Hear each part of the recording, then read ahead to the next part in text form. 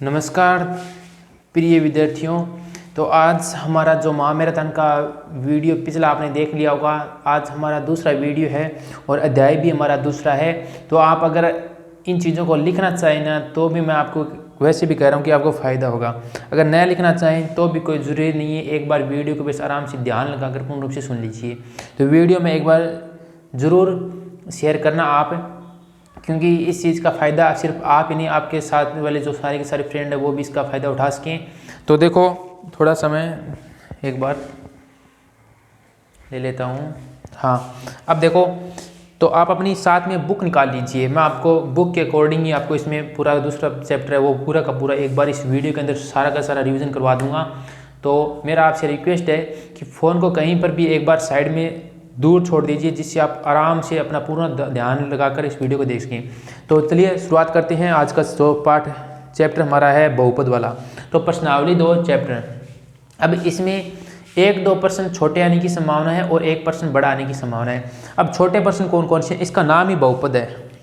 तो इसका थोड़ा सा मतलब बेसिक बता देता हूँ। बहुपद किसे कहते हैं? बहुपद यानी कि बहुत सारे पद, ठीक है। इसमें होता है एक पद, एक पदी बहुपद बोलते हैं। एक पदी क्या होता है? जिसमें एक ही पद हो, जैसे 6x हो, y हो, x³ हो, जैसे y² हो, या फिर 3z हो। इन सभी में आप चेक कर सकते हैं कि सभी में कितने हैं? एक एक पद हैं। सभी में कोमा लगा रखी है मैंने, एक एक पद है। तो ये सभी क्या है? एक पदी हैं। फिर इसके बाद में द्विपदी बहुपद पूछ सकता है। द्विपदी में कितनी होंगी? 2 होंगी। जैसे x + y हो, x³ + y² हो, या फिर z + x हो, 3 + y हो। तो इसमें कितने हैं? हाँ, हो सकता है उसमें चर और अचर दोनों का सम्मेलन हो, या फिर चर अचर गुणा में हो। तो किसी भी प्रकार से ये 2 पद है। तो आपको पूछ सकता है निम्न में से कौन सा द्विपदी है। तो आपको 4 ऑप्शन दिए हुए, तो उनमें से जो जिनमें 2 पद हो गया। अब हमारे पास है त्रिपदी, जो कि हमारे लिए इम्पोर्टेंट है। इसके लिए क्या है? x + 3 + y, या फिर ax + bx + c। इसी प्रकार से डॉट में बहुत सारे होंगे। जिसमें 3 पद होंगे वो त्रिपद कहलाता है। अब इसमें एक शून्य बहुपद भी कहलाता है। शून्य बहुपद जिसमें मतलब बिल्कुल भी न हो, कोई भी पद ना हो, वो 0 हो, तो वो क्या होगा? शून्य बहुपद होगा। अब ये तो आ गए बहुपद के। अगर इनके बराबर में कोई मान रख दें हम, तो वो क्या बन जाएगा? समीकरण बन जाएगी। अगर इनके बराबर में, जैसे यहाँ पे 6x है, इसके बराबर में अगर हम 0 लगा देना तो ये क्या बन जाएगी? समीकरण बन जाएगी। या फिर y है, y बराबर में 5 रख दें, या फिर कोई भी मान रख दें, x³ के ऊपर 6 रख दें, तो वो एक समीकरण बन जाएगी अगर बराबर के कोई मान रख दें तो। अब इसमें मैं आपको देख देता हूँ, एक कह रखा है रेखिक बहुपद। ये भी बढ़िया है और ये पूछा भी जा सकता है। तो यहाँ पे लिख देता हूँ मैं रेखिक बहुपद। रेखिक बहुपद क्या है? रेखिक बहुपद वह है जिसमें क्या हो? एक ही घात हो। जैसे 6x है, x y है, या फिर z है। ये सभी नहीं, एक घात वाला नहीं, जिसमें एक ही पद हो उसे रेखिक बहुपद कहते हैं। अब रेखिक बहुपद जो एक घात वाला वो भी सिस्टम आएगा, वो भी मैं बता दूंगा, जिसमें p² हो। इस प्रकार के वो सारे के सारे रेखिक बहुपद है जिसमें एक पदी। अब एक पदी और रेखिक बहुपद एक ही है दोनों, इसका दूसरा नाम है, ठीक है। इसके बाद में आगे हमें दे रखा है घात के। अगर हम बात करें घात पर, आपका दूसरा पेज है, उसमें पहला पेज मैंने कंप्लीट करवा दिया। दूसरे पेज में हमें देखो जो चीज़ दे रखी है, मेन बात है कि पेपर बनाने वाला है वो हमेशा किताब से बनाएगा। तो पेपर में पूरी किताब को हमें छान कर रखना है, ठीक है। तो इसमें एक हमें दे रखा है, देखो कलन विधि दे रखा है, नाम दे रखा है ना, कलन विधि। आप पूछ सकते हैं कि कलन विधि क्या है? कलन विधि है HCF ज्ञात करने की विधि, या फिर हम कह सकते हैं HCF ज्ञात करने की सरल विधि है। कौन सी विधि है? सरल विधि है। अब ये पिछले साल लगती थी, इस बार नहीं है। क्या है? a बराबर में BQ + R। ये आपकी इस बार मतलब काट दी गई है, पहली प्रश्नावली के अंदर थी कलन विधि। हो सकता है थोड़ा सा नाम आ गया तो मैंने आपको बता दिया। कलन विधि यानी कि ए बराबर में BQ प्लस आर, यहाँ पे भाज्य का वाला है, मतलब भाग देना है बार बार, और लास्ट में जो मतलब आर का मान जब शेष आ जाए तो वो बी का मान होगा, वो क्या होता है, जो उसका उत्तर होता है HCF होता है। तो वो तो मतलब हमारे सिस्टम नहीं रहा, लेकिन थोड़ा सा मैंने बता दिया, ये आपको बस इतना याद रखना, ए बराबर में BQ प्लस आर, भाज्य बराबर में भाज्य इंटू भागफल प्लस में शेषफल, ये होता है। ठीक है, इसके बाद में आगे हम बात करेंगे 3 नंबर पेज की ओर मैं जा रहा हूँ। अब इसमें जो कि हमारा 2.1 है ना, उसमें चलते हैं सीधा। इसमें दो मुख्य रूप से 2-3 सूत्र हैं, वो लिख देता हूँ मैं आपको। पहले आप इसको इतना उतार लीजिए, फिर मैं आपको आगे इसको मिटाकर आगे करवा रहा हूँ। अब देखो, इसको तो वीडियो को रोक लीजिए या फिर कैसे भी स्क्रीनशॉट ले लीजिए। अब जो इसका जो मुख्य रूप से है शून्य की बात करेंगे हम, शून्य की। अगर आपको पूछ लेवे कि किसी भी बहुपद में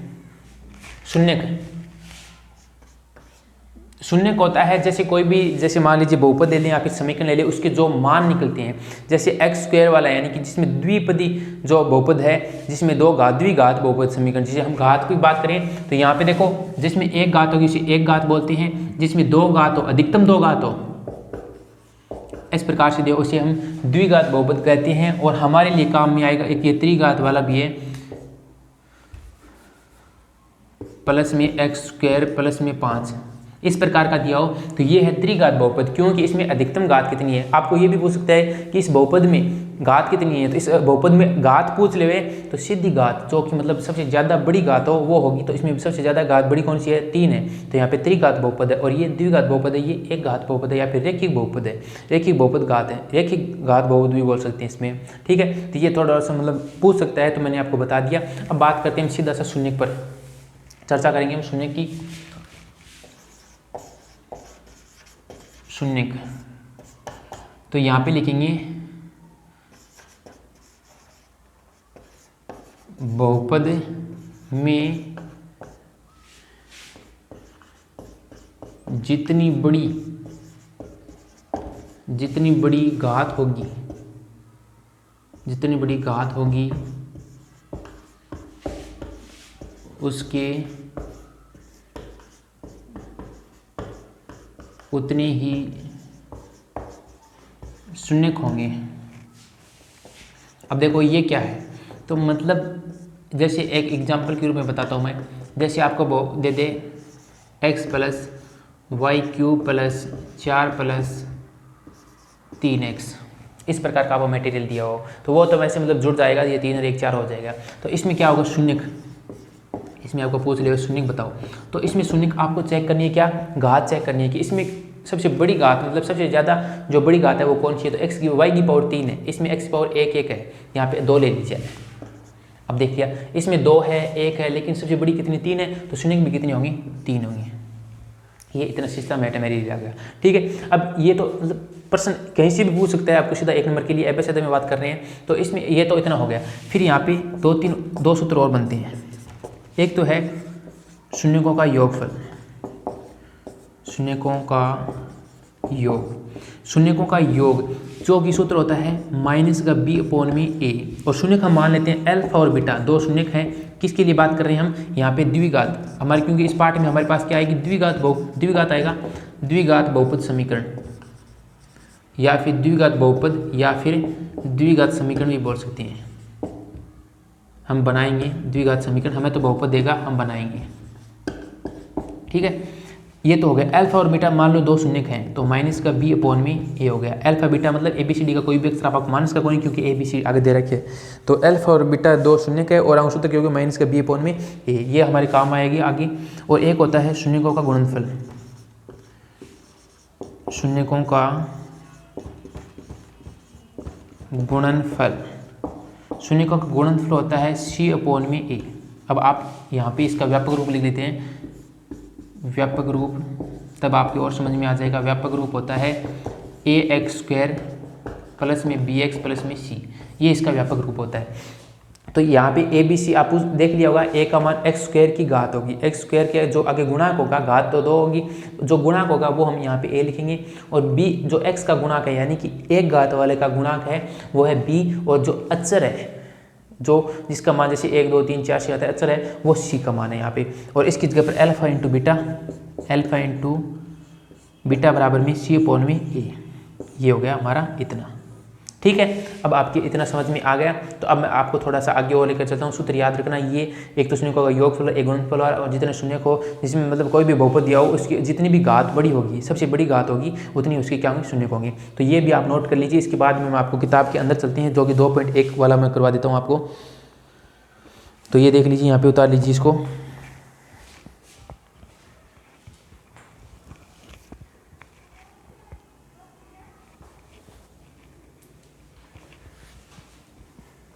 देखो फिर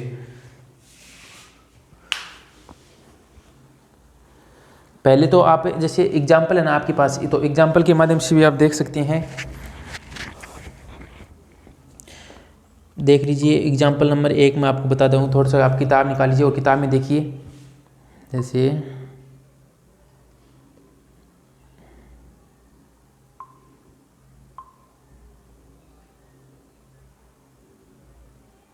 हाँ, अब देखो उदाहरण नंबर 1। उदाहरण नंबर 1 के अंदर आपको ग्राफ में दिख रहा होगा कि पहला ग्राफ दे रखा है। उस ग्राफ में आप देखेंगे ना, एक नंबर का उदाहरण नंबर 1 का 1 नंबर है, वो पूछा क्या है ऊपर देखिए सवाल में हमें क्या दे रखा है। देखो पहले दे रखा है इसमें कि y बराबर में px, ये हमारे लिए ज़रूरी है। y बराबर में px मतलब y पहले क्या आ गया, y आ गया। तो हमें चेक करना है कि ग्राफ है वो y x को न करके एक्स एक्स को यहाँ पे कोष्टक में क्या दे रखा है, जो चीज़ कोष्टक में दी हुई ना उस पर चेक करना है हमें कि ग्राफ कहाँ पे स्पर्श कर रहा है। अब यहाँ पे एक्स दे रखा है ना, तो यहाँ पे हमें ग्राफ के अंदर चेक करना होगा कि एक्स एक्स को वो रेखा है वो कितनी बार स्पर्श कर रही है। तो 1 नंबर में बात करें तो हमारे पास रेखा है, देखो नीचे से जाकर फिर वाई एक्स को टच करके ऊपर निकल गई, तो मतलब एक्स एक्स को एक बार स्पर्श कर रही है। फिर बात करें 2 नंबर चित्र में, तो 2 नंबर में जो एक नीचे से जाकर एक ऊपर की ओर आ रही है वो कितनी बार स्पर्श कर रही है, 2 बार स्पर्श कर रही है। एक्स एक्स को 2 बार स्पर्श कर रही है, तो शून्य की संख्या कितनी होगी, 2 होगी। फिर 3 नंबर की बात करें तो 1 और फिर 2 और फिर 3, यानी कि नीचे से जाकर ऊपर जाकर फिर नीचे ऊपर निकलती है, तो 3 बार स्पर्श कर रही है एक्स एक्स को, तो कितनी शून्य होंगे, 3 शून्य होंगे। फिर 4 नंबर में बात करें तो 1, और 5 नंबर में बात करें तो 1, और 6 नंबर में बात करें तो 1 2 3 4, 4 शून्य होंगे। ठीक है, अब हमें यहाँ पे कोष्टक में ध्यान रखना, जो कुछ चीज़ कोष्टक में दी हो उतनी उसको चेक करना है कि उस एक्स को कितनी बार रेखा है वो स्पर्श करिए, उतनी शून्य होंगे। ठीक है, और इसी प्रकार से इसका बात करें हम आगे वाला जो सवाल है आप देख सकते हैं 1 नंबर का, 1 नंबर में दे रखा है इसी प्रकार से हमें दे रखा है y बराबर में px दे रखा है। y बराबर में px मतलब x को वापस चेक करना है, तो x को चेक करना है, शून्य के लिख दूंगा। ठीक है, अब इन बाद में चलना उदाहरण नंबर की, तो हमने 1 2 उदाहरण है पिंग मैंने निकालना बताऊंगा, शून्य के यहाँ निकालना आप।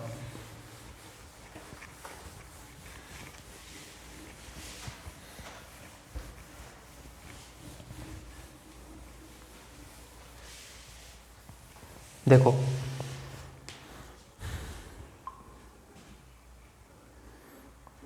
उदाहरण नंबर 2 है, बड़ा ही एकदम सरल उदाहरण है। क्या दे रखा है, x² प्लस में 7x प्लस में 10।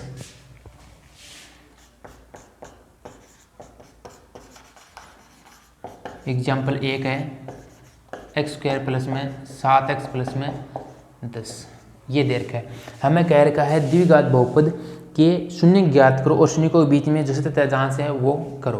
तो सत्यता की जांच तो मैं आपको नहीं करवाऊंगा, क्योंकि आप इसमें देख सकते हैं कि सत्य शून्य का योग और गुणनफल वाला लगा कर वही मटेरियल आएगा। हमें बात करनी है इसकी शून्य की। तो ये सवाल बात करें ना तो मतलब विद्यार्थियों मतलब इतनी हकीकत में वास्तव में ये सवाल बड़ा ही इंटरेस्टिंग सवाल है, और अगर मतलब इसके साथ अगर हम रुचि जोड़ देना हमें मतलब अच्छे लगने लग जाएंगे ये सवाल, तो हम आराम से समझ सकते हैं। और अगर आप इसको मतलब बोधरेशन या फिर इसको मतलब प्रेशर के रूप में समझना चाहें तो वो आपको समझ में नहीं आएगा। बड़ी आराम से सवाल समझाता हूँ, देखो कैसे। तो यहाँ पे लिखेंगे पहले द्विघात बहुपद का व्यापक रूप, द्विघात बहुपद का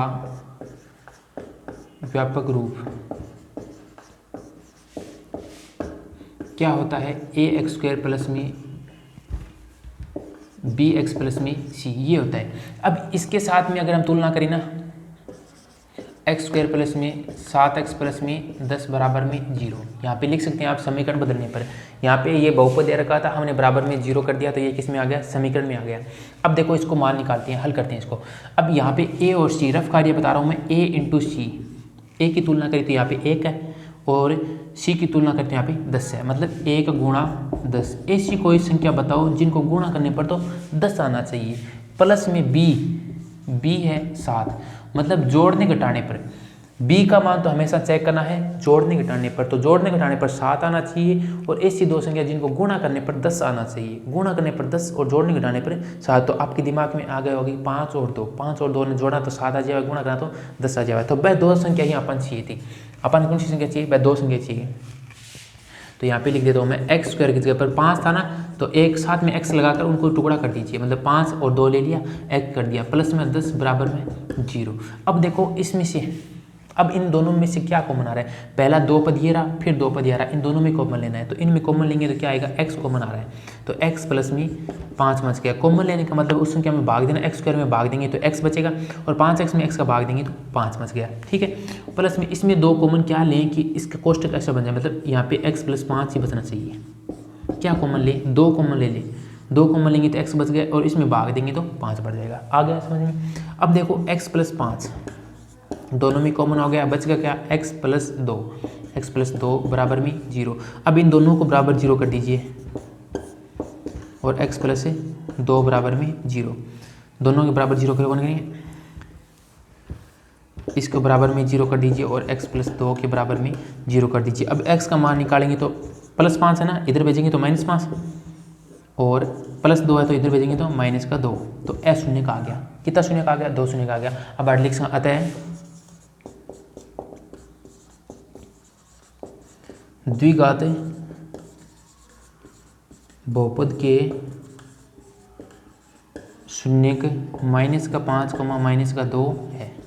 आ लो और सवाल हो। अब इन सत्यता की जांच है ना, बानी चौथा ने करा रखी है, शून्यकों का योगफल लगाना है, और योगफल में a और b c का मान रखना है। जैसे a का मान 1 है, b का मान 7 है, c का मान ये है। और जब आप ये रखेंगे ना, और फिर यहाँ पे आपको एक बराबर में ये रखना है, जो अल्फा और बीटा की जगह पर ये दोनों रखना है, फिर आप कैलकुलेशन करेंगे तो बराबर आना चाहिए सारा का सारा, ठीक है। तो इस प्रकार से ये हो गया। अब मैं आपको एक छोटा सा और बता देता हूँ इसके साथ में, आपको इसके नीचे वाला उदाहरण दे रखे हैं, 3 नंबर उदाहरण नंबर 3 देखे, एक्स स्क्वायर माइनस का 3, एकदम सरल से है, एक्स स्क्वायर माइनस का 3 ये दे रखा है, इसका शून्य का निकालो तो एकदम सरल है। देखो एक्स स्क्वायर है, एक्स स्क्वायर माइनस 3 बराबर में 0 कर दो, समीकरण बदलने पर आ गया। अब एक्स स्क्वायर है, 3 ने भेज दो, ठीक है, x बराबर में रूट में दियो 3 आ गया। अब थे यहाँ के बोल कर जितना घात हो बीते शून्य को अच्छी, तो इमान तो एक ही शून्य निकले, x बराबर रूट 3 निकले, तो इन आप क्या करें 2 बार ले लेते हैं, x बराबर एक बार तो प्लस का रूट 3, क्योंकि प्लस की रूट में से क्या निकले ना, एक बार प्लस की माइनस की निकले, आप कई बार भी प्लस में ले लेंगे, तो 2 शून्य आ गया, और पी सत्यता की जाँच कर दे एकदम सरल सी है, ठीक है। तो इस ये चीज़ समझना आपको बहुत ज़्यादा जरूरी है। अब बात करें आगे वाले उदाहरण नंबर 4 की, तो उदाहरण नंबर 4 है वो मैं आपको, मतलब उदाहरण नंबर 4 देखो क्या है, उदाहरण नंबर 4 दे रखा है हमें कि जिसके शून्यकों का योग और गुणनफल दे रखा है, शून्यकों का योग हमें -3 दे रखा है, और गुणनफल क्रम से का नाम ध्यान रखना, क्रम से अगर कह दे शून्यकों का गुणनफल और योग दे देवे, मतलब नाम आगे पीछे आपको लिख कर दे सकता है, तो आपको क्या करना है, इसकी थ्योरी है वो मैंने वो समझनी है, थ्योरी समझ जाएंगे तो आपको हो जाएगा। अब क्रम से नाम दे रखा है, क्रम से मतलब जो पहले नाम आया है वो पहली संख्या मान दे रखा है, और जो जिसका दूसरा नाम यानी कि 2 नंबर लास्ट में जो इसका नाम आया है वो अंतिम में दे रखा है। अब देखो इसमें क्या देखा है, शून्यकों का योग तथा गुणनफल दे रखा है, क्रम से -3 और 2 है, तो योग है वो -3 है और गुणनफल है वो 2 है। तो इस सवाल को आपने समझ लिया होगा, मैं आपको ये नहीं कह रहा कि आपने समझा, मैं इसका सवाल है वो आगे वाले सवालों में से करवा दूंगा। एक शून्यकों का योग वाला सूत्र लिखना है, बस अल्फा प्लस बीटा की जगह पर -3 रखना है, अल्फा प्लस बीटा की जगह पर -3 रखना है, और उसकी जगह गुणनफल है यानी कि अल्फा इंटू बीटा की जगह पर 2 रखना है, और उन दोनों सूत्रों में से मान रखेंगे तो ABC का मान रखना है, और फिर व्यापक वाला है वो मैं आपको आगे बता दूंगा। अब देखो उदाहरण 5 करना ही नहीं है, 2.2 के अंदर मैं आपको एक सवाल करवा देता हूं। देखो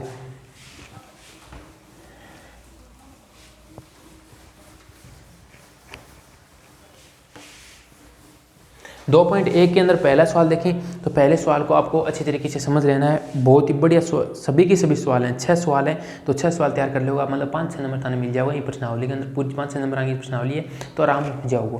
फिर बात करें 2 नंबर सवाल की, तो उसमें मैं आपको एक सवाल करके बताता हूँ। देखो जिस प्रकार से √2 और फिर इसमें 4,1 वाला, एक बार मैं 6 नंबर करके बताता हूँ आपको, एकदम सरल सा कराऊंगा, फिर आपको थोड़ा सा एक और बता दूंगा। 4,1 दे रखा है, मतलब शून्यकों का योग, क्या दे रखा है, शून्यकों का योग बराबर में माइनस का बी अपॉन में ए। तो शून्यकों का योग पहले दे रखे 4 बराबर में माइनस का बी अपॉन में ए। अब यहाँ पे देखेंगे इसकी तुलना करेंगे तो इसके बट्टा में 1 ले लो, 4 की कुछ नहीं है तो बट्टा में 1 ले लो। अब तुलना करेंगे तो बी को मान इन माइनस बी बराबर में 4 है तो बी को मान के तो आगे और माइनस है इन्हें भेज देंगे, मतलब इन गुणा मैं इन भाग में भेजाऊंगा तो माइनस को 4 इस साइड आ जाएगा। मैं गुणा की बात कर रहा हूँ, गुणा मैं इन भाग में चाहे ऊपर आ जी। फिर ए को मान के तो आगे 1 आ गया, ए और बी का मान आगे रहे क्योंकि सी को मान तो वो देखो यहाँ पे लिखेंगे शून्यकों का गुणनफल। तो गुणनफल की तो है बी सी अपॉन में ए, सी अपॉन में ए। यहाँ पे लिखेंगे अल्फा इंटू बीटा बराबर में सी अपॉन में ए। अल्फा और बीटा को मान के तो दे रखे अल्फा लिख्स का अल्फा प्लस में बीटा लिख्स को और फिर दोबारा नीचे लेने में लिख दे तो इंग्लिश के ऊपर दे रखे 1 बराबर में सी अपॉन में ए। इंगे नीचे की कौन तो 1 ले लें तो सी को मान के तो आ गया 1 आ गया और बी को मान तुलना करने पर ए को मान के तो आ गया 1 आ गया। अब हट लिखिए द्विघात बहुपद का व्यापक रूप, व्यापक रूप। तो व्यापक रूप की है ए एक्स स्क्वायर प्लस में बी एक्स प्लस में सी। वो तो है फिर इन बराबर में लिख दे ए की जगह पर कितना है 1 है तो एक्स स्क्वायर रहने दो, प्लस में बी की जगह पर कितना है बी की जगह पर -4 है तो लिखा माइनस का 4 आगे एक्स लगा दियो। सी की जगह पर कितना है सी की जगह पर 1 है तो प्लस में 1 आ जी सी। वो आ गया आपको जो को पूछो द्विघात बहुपद वो बन गया एक्स स्क्वायर माइनस का 4x प्लस में 1। अब एक तो सवाल वो जिठा अपन मतलब कुछ भी करने जुट को नहीं जिठा मान रखा। अब थाने एक सवाल मैं कराऊँ जिसे 2 नंबर करवाती हूँ रूट वाला कहीं हट लगे तो अट्ठा अपन एक ही जगह पर कुछ नहीं देखो घुसना पड़ेगा गुणा करना पड़ेगा। अठी करा रही हूँ मैं कितना है 2 नंबर है √3,1/3 मतलब योग दे रखा है हमें 2, योग दे रखा है हमें √2 और जो गुणनफल दे रखा है वो 1/3 दे रखा है। अब इसको देखो कैसे हल करेंगे। यहाँ पे लिखेंगे शून्यकों का योग, शून्यकों का योग बराबर में माइनस का बी अपॉन में ए और अल्फा प्लस में बीटा बराबर में माइनस का बी अपॉन में ए। अब अल्फा और बीटा की जगह पर मतलब योग दे रखा √2 और बराबर में दे रखा माइनस का बी अपॉन में ए। अब देखो इसकी अगर तुलना करें ना तो इसकी जगह पर कितना हो गया ए बी सी की जगह पर। अब ऐसा सवाल है वो इसको थोड़ा सा छोड़ना पड़ेगा। क्यों छोड़ना पड़ेगा मैं बाद में बताता हूँ। यहाँ पे देखो शून्यकों का गुणनफल बराबर में सी अपॉन में ए और अल्फा इंटू बीटा बराबर में सी अपॉन में ए। अल्फा और बीटा का मान 1/3 तो 1/3 सी बटा ए। अब इससे सी का मान कितना हो गया, सी का मान तो 1 हो गया और ए का मान 3 हो गया। अगर इसका मान इसकी तुलना करें तो बी का मान तो क्या आ जाएगा √3 आ जाएगा, √2 हो जाएगा माइनस का। बी का मान तो माइनस का √2 हो जाएगा लेकिन ए की जगह पर 1 होगा तो यहाँ पे तो ए की जगह पर 1 आ रहा है, यहाँ पे 3 हो रहा है तो इसको हमें क्या करना होगा सरल करना होगा। तो इसलिए हमें क्या करना होगा इसको गुणा करना होगा 3 से और ऊपर से 3 से हमें खुद से। तो यहाँ पे ये कितना हो जाएगा √3 √2 और बटा में 3। अब सेट हो गया देखो माइनस का बी अपॉन में ए। तो यहाँ पे अगर सिद्ध करेंगे तो यहाँ पे ए बराबर में क्या आ गया 3 आ गया और बी की जगह पर आ गया माइनस का 3√2 मतलब वो माइनस है ना वो इली साइड में है आगे दिया होगा। ठीक है तो बी को मान आ गया माइनस को 3√2 और एक जगह पर 3 आ गया एक जगह पर 3 आ गया। दोनों समान लेना है तो भी कहता इन थे का था नहीं अलग ना डाउट हुआ बट्टा का मेन क्वेश्चन क्या हुआ है ना इली साइड में गुणनफल में बट्टा की संख्या इकट्ठा होनी चाहिए, गुणनफल में बट्टा में क्वेश्चन क्या हुआ है और इंग में नया दे दिए बाई संख्या। तो थाने खुद ने सोचना है हाँ अपन पहले गुणनफल निकालना है फिर अपन योगफल निकालना है। और ए बी सी का मान आ गया। अब मान रखा एक जगह पर कितना है 3 x² प्लस में बी की जगह पर माइनस हो गया माइनस को 3√2 और x प्लस में सी की जगह पर 1 वहाँ अपना बन गया और व्यापक रूप नाम लिख दे और हल कर ले। ठीक है तो इसके बाद में इसमें प्रश्नावली में से आपको बस इतना ही है मेरी ओर से तो बस बेस्ट टॉप लग है क्योंकि ये बहुत ही शानदार सवाल है। तो सवाल थे बढ़िया तरीकों से समझिए और ये प्रश्नावली आज ही तैयार करिए। ज़्यादा से ज़्यादा देखो अब मैं थाने रिविजन कराइए तो जोर मार के मैंने शायद 1 मिनट थोड़ा मैं वीडियो देख लूँ 25 मिनट लगी है लगभग 24 मिनट लगी है। मैं थोड़ा सा प्रूफ बताऊँ 25 मिनट इंडियन है और भाई 25 मिनट थे खुद दे दोगा तो एक प्रश्नावली तैयार होगी, एक प्रश्नावली पूर्ण रूप तैयार होगी। मतलब कितनी प्रश्नावली है 14 प्रश्नावली है, 14 में एक काट दो और पहली प्रश्नावली भी तैयार कर दी मतलब 12 बन चाहिए। तो लेवल थोड़ा बढ़ाता जाओ स्पीड, 1 घंटा डेली हर विषय पढ़ना को कोशिश करोगा तो तैयार हो जाओगे। ठीक है तो मिला अगले वीडियो के अंदर तीसरी प्रश्नावली के पूरा मतलब बड़े तरीकों ये मैराथन है महामैराथन मतलब थोड़ी स्पीड हूँ तो मतलब थोड़ा सा मैं डाउन बोल रही हूँ। तो डाउन बोलने का कारण ये है कि थोड़ा सा मतलब अब स्कूल में पढ़ा आगे आया हूँ जस्ट तो अंत थाने का लाग गयो। तो मिला अगले वीडियो के अंदर। धन्यवाद।